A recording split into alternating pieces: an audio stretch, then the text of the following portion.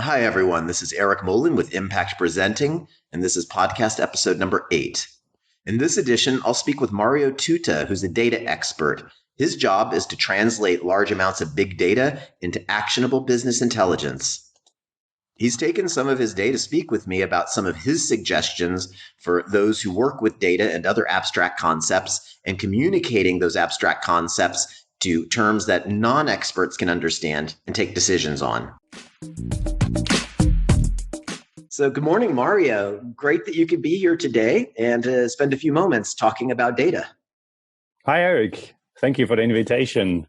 Great to talk to you today. And warm greetings from Innsbruck in Tyrol, Austria. Yeah, and greetings from Vienna on the other side of the country. And I guess both of us, no matter where we are, we're locked down in the home office, although it's not as bad as it was a few weeks ago. That's something. No, it's progressing, so it's getting better, finally.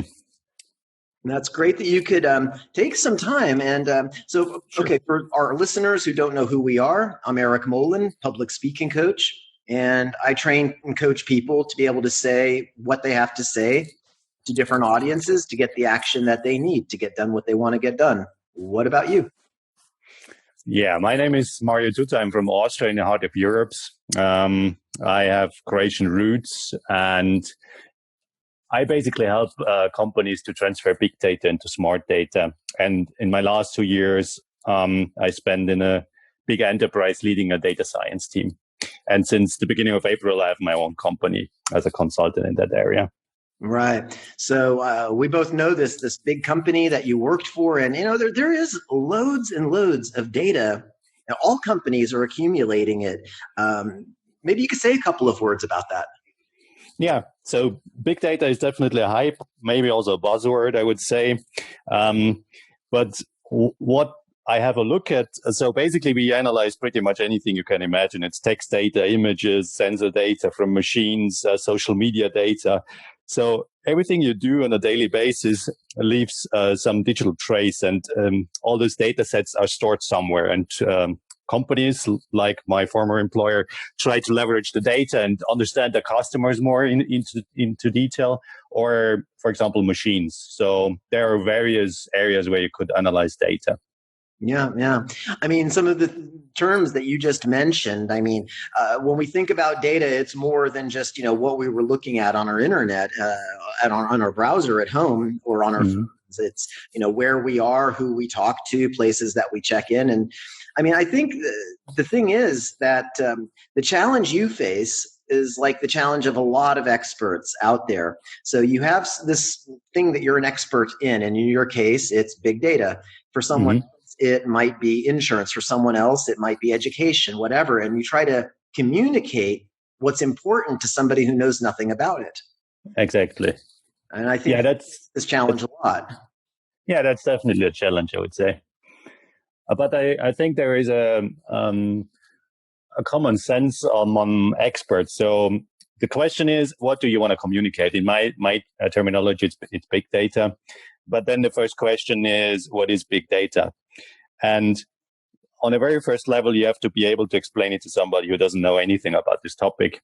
And in my case, I always start with the 3 V's. So you will find even more. But in currently, the main classification, you talk about volume, variety, and velocity. So volume means you have so much data that you cannot store it on your local computer. So that's one area. The second pillar would be variety. So you have different data types. So imagine you have photos and you want to find photos with a beer tag on it. So you have to combine text with an image. And the third one is velocity, so the speed of data, and that's also speeding up. So you can imagine currently we produce approximately 1,000 tweets per second, which ends up over 200 billion tweets per year. Wow. And of course, companies try to understand what people tweet about their company. So there you have it. Those 3 areas are really important to understand for big data.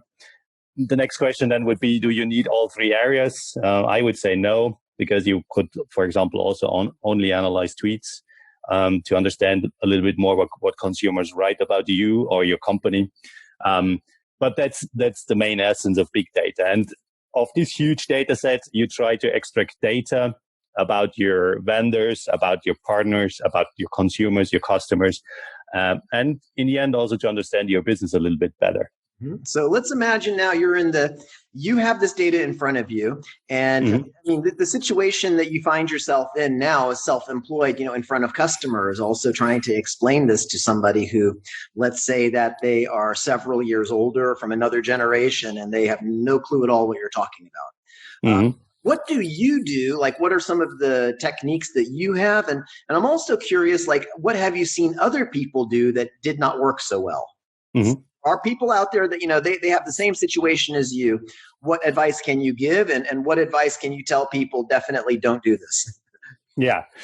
So my very first advice would be create a common terminology. So I have a very good example, which is sales. So if you talk about sales, pretty much anybody can understand what you mean. But as a matter of fact, you will find plenty of different sales data within one company. So you could have sales with returns, sales without returns, stuff like that. So the very first point is get a clear definition what you try to people to get understand, especially when you do presentations. That's the first part. The second then is always communicate only one KPI. So there should be one message for one number, that people are not overwhelmed by different numbers. The biggest mistake I see, we basically have all experienced those huge dashboards where you have like 36 different KPIs and you don't really know where to look at first.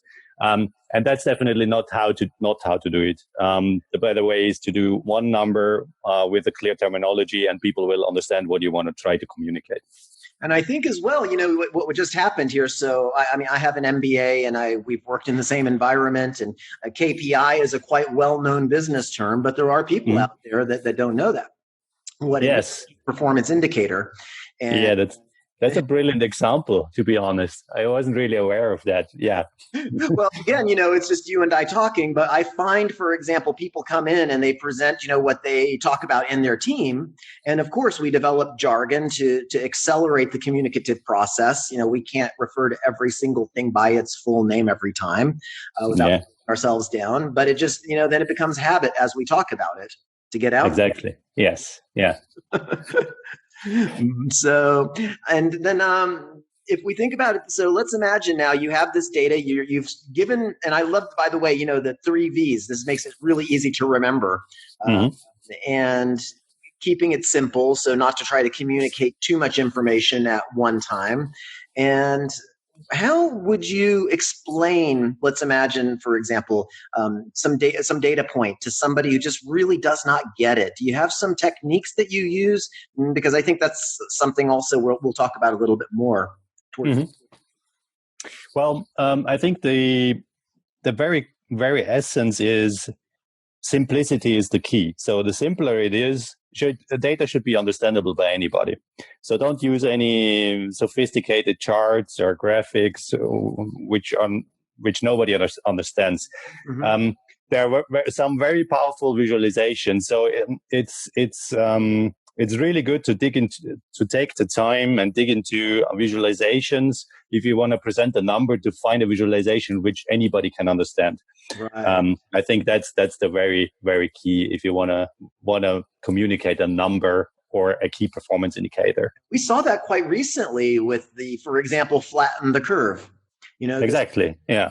I mean, they've been saying that since the beginning, but I was also talking with some different people, quite smart people, that they were just like, I don't get this. What does this mean? And then somebody came along with a visualization to show, number of people who are infected, number of people who are recovered, and the demand on the healthcare system. Made sense. Yeah, totally. I mean, that's a very good example, because it's all over the media now. And actually, people were educated to do comparisons between different countries. So now you could compare Austria versus US versus UK, and you have a common terminology. So this is a very good example in the end. So having a language to describe everything that everyone understands. That's important. Absolutely, I would say so. So Mario, I know you're busy and appreciate you taking some time to talk data. And let me just throw your link out there. So it's stoic-analytics. Is that .com or .at? .com. .com. Okay. So if any of our listeners would like to know more about what Mario's doing, that's his webpage. And what do you think? Any other anything I can add to your data explanation portfolio there? Yeah, absolutely. I would be really interested in your advice, how, as a presentation expert. So what tips could you give me to present data or to improve my skills? Well, the thing that I teach everybody who's an expert and they're explaining something to someone else is to always keep in mind that when you explain something new to somebody for the first time, the very first thing their brain does is look for the next closest thing to what you're explaining. And I always give the example in my course about the first automobile that was ever sold, the Ford Model T. And they didn't call it a car. They didn't call it an automobile. They called it a horseless carriage, because in those days, that was all you had was horses and carriages, and it made sense to people. And I have a client that they have an ad agency, a Google ad agency, and they're trying to explain to customers how Google Analytics works, which I believe you're quite well versed in that. So this yes, yeah, you can use as well. Yeah, brilliant. Yeah, take something that their mind can get their head around, which is that instead of a virtual store, imagine you're looking for a pair of shoes. So you go down to the main shopping street, and just 4 shops catch your eye. Maybe it's the color of the signs or what they have as the display. But those would then be in the language of Google Analytics an impression, meaning someone sees your advertisement. So they look at the storefront and they have a look through the window, and then they decide to go in. This is a click. When they're inside the store and they buy something, this is a conversion. Okay. Take the amount of money that they spend and you divide all the other costs, by that amount, and then you can see how much it cost you and what your return on your advertising budget is by how many pairs of shoes you sold. So that is I would advise you to try something like that. You could use that one exactly or customize it a little bit. I love it. It's a brilliant example. Great. Glad you like that.